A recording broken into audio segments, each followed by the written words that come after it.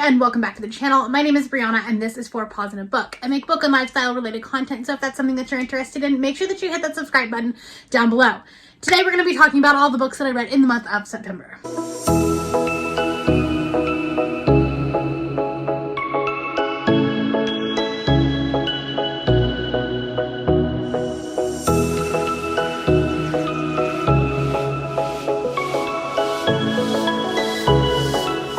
Okay, so September was a pretty good reading month, not quite on the level that August was. I did a mid-month wrap-up, so I'm not going to be talking in detail about the books that I've already talked about. I will link that up above for you to go check it out in detail. Basically, if I've already talked about them, I'm just going to be talking, I'll mention them, I'll talk about the star rating, and then we'll move on. If you want my in-depth thoughts, check out my mid-month wrap-up.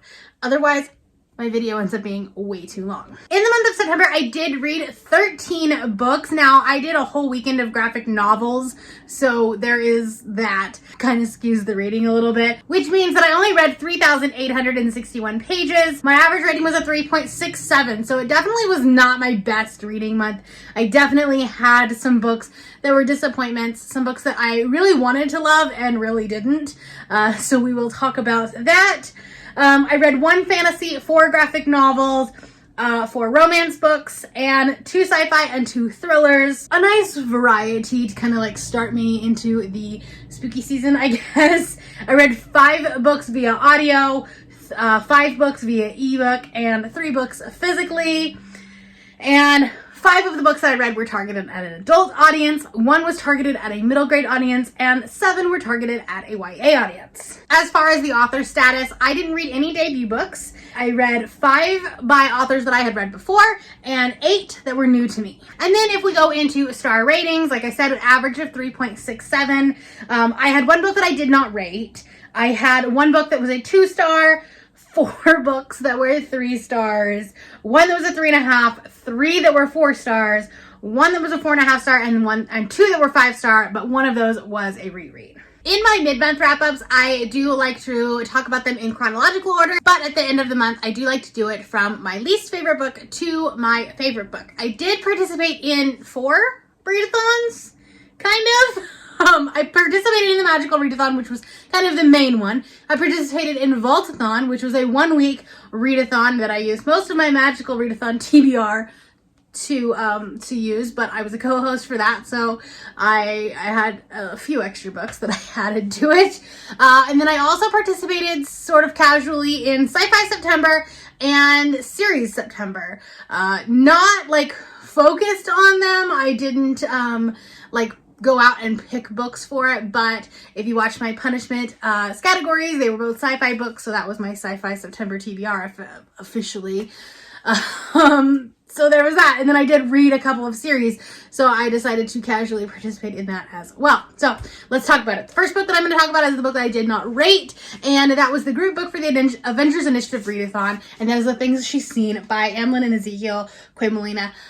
This book, we talked in depth, and I will link the live show up here. We talked in depth about this last weekend, and I think that the author did some really, really great things. I think that this is not a book that like you read for enjoyment, but it's really a social commentary, and it's not so much a mystery thriller so much as it is an essay on colonization and the horrible things that white people have done, essentially. This is a very short book. It's under 200 pages or right at 200 pages, but I think that the authors did a lot in that like time span. So this is definitely a very interesting book. I think that it's definitely one that I will want to reread because I picked up on some things, but then Christine picked up on other things, and Margaret picked up on other things, and Bree picked up on other things, and it was just like one of those things that like I think every time you read it, you might learn and glean something different from it. So it'll definitely be one that I reread and annotate. The story has a very, very strong message in it. However, there were some pacing issues and just some like structural issues to it. And so like if I was just reading this objectively, or if I was reading it like, you know, for enjoyment, I probably wouldn't have rated it very highly, which is why I chose not to rate it, because I don't think that, like, my opinion does not matter on this. I am a white woman. My opinion doesn't matter. I definitely recommend this book, but definitely go into it with a good headspace. There's a lot of talk of grief and loss in it, and it's a very tough, hard book, but I highly recommend it. All right, so moving on to my 2-star read, and this was a very short Audible novella called Son of a Beach by Mia Sosa. It has a very funny name, and that's kind of why I found it, or why I found it funny, and Bethany actually recommended it, and so I read it the day before, or the day of my trip to Miami. I wanted to kind of get back into the summer vibe because I had already kind of started moving into fall. I needed to reset my brain because I was going to the beach. So I thought this was interesting, but even for a novella, this was so short. I think it was like under 100 pages. So because of that, like, I don't know, you could have added 100 pages and still be considered a novella. And I don't think that the author quite did what she could have with this story. I think that it's very low stakes, and it was like 1 minute she hates him and the next minute she's in bed with him, and there was no bridge there. And I get it, romance novellas, not my thing, probably should have known that.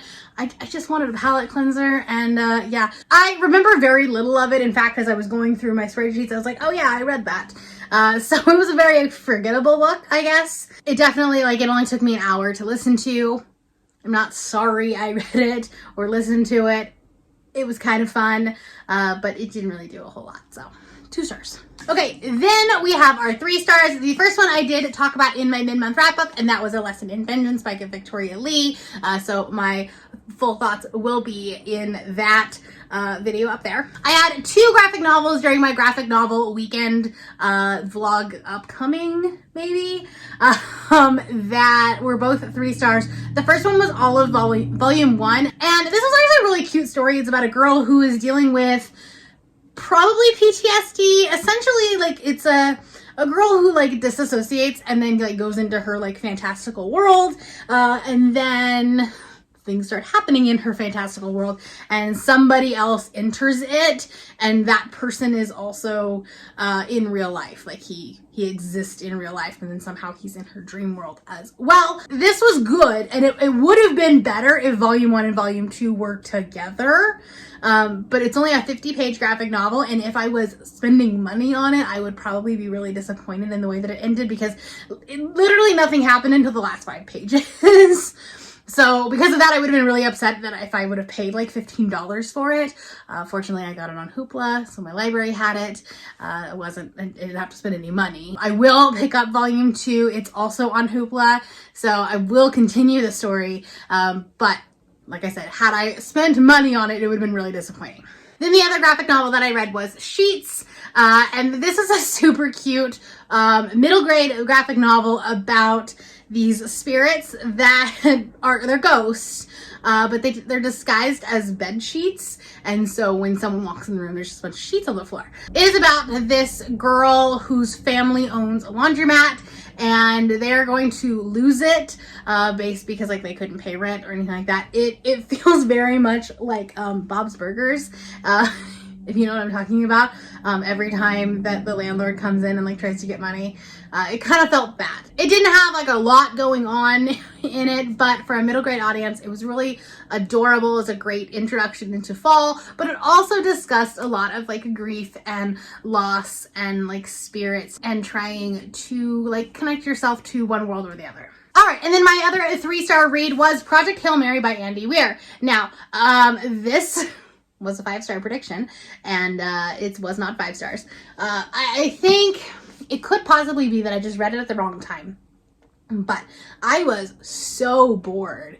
This book is massive, and it's way more science heavy than The Martian was. And I think that The Martian it does it right because it balances out the humor with the science, because Mark Watney is so funny, and he's not as funny. I know that there are a lot of people that loved this book, and I think that I'm more upset that I kind of hyped myself up with this book, and I think that's probably why it got as low of a rating as it did.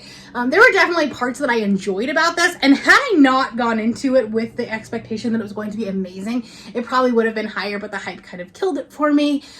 So unfortunately, it was a 3-star read. This book, if you don't know, if you haven't been around booktube for a while, this book is everywhere right now. This is a book about a man who wakes up on a not a space station, but a spaceship, next to 2 corpses. So his crewmates died. He has no idea why. He has no idea who these other people are. He has no recollection of why he's in a spaceship to begin with. And slowly his memories start to come back, and he realizes like who he is, what his past is, why he's there, what he's doing. He is essentially going on this mission because there is this like mold, or this like these spores that are blocking out, they're like landing on the sun essentially and blocking out the sun, so then therefore the earth is getting colder and we were gonna have an ice age, and so they're trying to study these like astrophage. The concept was great. The execution, I just feel like unless you really like space and that science, this one's not gonna be for you. And I think I'm in the minority because a lot of people really loved this and I didn't. Okay, I had one 3.5-star read, and I did talk about it in my mid-month wrap-up. So that was Clockwork Prince by Cassandra Clare. This is the second book in the Infernal Devices trilogy. And then I had 3 4-star reads. The first one I did talk about in my mid-month wrap-up, and that was Untouchable by Talia Hibbert. This is book 2 in the Ravenswood trilogy. And then I had 2 graphic novels that were 4-star reads. The first one was How to Be Ace by Rebecca Burgess. And this is a graphic memoir about a girl who is growing up asexual and learning what that means, and learning that her feelings and her or lack of desire to have sex or be in a relationship is not weird. It's normal. There's a name for it. This was really cute, and I definitely think that this in the right hands can be really powerful. My only issue with this is I don't know what the target audience is, because like I said, I think it'll be really powerful in the hands of someone that's 13, 14, maybe, you know, like lower high school age, trying to deal with the same questions. The problem is that then we like started talking a lot about sex, and there were some like graphic illustrations of sex in, you know, some of the artwork. So that's a little bit more advanced and more mature. So I don't know what the target audience is, or if there is a target audience. So that was my only concern with it, but I definitely think this is a powerful story. Then the other 4-star graphic novel was Nimona by Noelle Stevenson, and this is a medieval science fiction? Sure, we'll go with that. I definitely think it bends a lot of genres, and this is a queer enemies to friends to lovers kind of thing, and the Nimona is like the most adorable shapeshifter ever that like just wants chaos. Like she is chaos embodied, and then there are these like 2 arch nemesis that the only reason that they are arch nemesis and the only reason they are fighting is because they actually want to be together and they want to spend time together, so they fight. It's adorable and very cute. There was a lot going on. There was like this science fair that happens, and then like it was just like it was kind of all over the place, but I feel like it matched the energy that the author was trying to go for, and I was kind of here for it. All right, my 4.5-star read I did talk about in my mid-month wrap-up, and that was A Worthy Opponent by Katie Robert. This is the 3rd book in the Wicked Villains series, and it's the only one that I read this month. I meant to continue on, but I had a lot going on, and it didn't end up happening, so we'll see when I get to that. And then both of my 5-star reads I also talked about in my mid-month wrap-up, so I'll quickly go over that. I had Spoiler Alert by Olivia Day. This was the group book for Vaultathon. This is a reread for me. It was one of my favorite books of 2020, and the live show for it was a lot of fun, and we got to kind of just, I think we like all just like praised this during that live show. I don't think there was anyone that didn't like this book, and I am very excited to pick up the sequel to it. And then the last one was my favorite book of the month by far, and that was The Darkness Outside Us by Elliot Scheffer. And this is queer cinnamon rolls in space, and there's a plot twist that like I didn't see coming and I was so confused by, but it worked and I loved it, and like I love this book. This will probably end up being one of my favorite books of the year. Highly, highly recommend picking this up. There are a lot of YA books that are in my favorites right now, which is very weird. I'm not sure how I feel about it. 2021's a weird year. I don't know what's going on. Let me know down in the comments below what your favorite book of the month of September was, or if you have any thoughts on the books that I have read. And if you're not feeling chatty, let's do some sort of space emoji, stars, planet, astronaut, whatever, because everyone needs to read this book. So that is all I have for you today. If you're new here and you have not yet subscribed, there is a little red button that you can do so down below the video, and all of the other links to my social media will be in the description below if you would like to be my friend on any other platform. Thank you all for watching, and I will see you next time.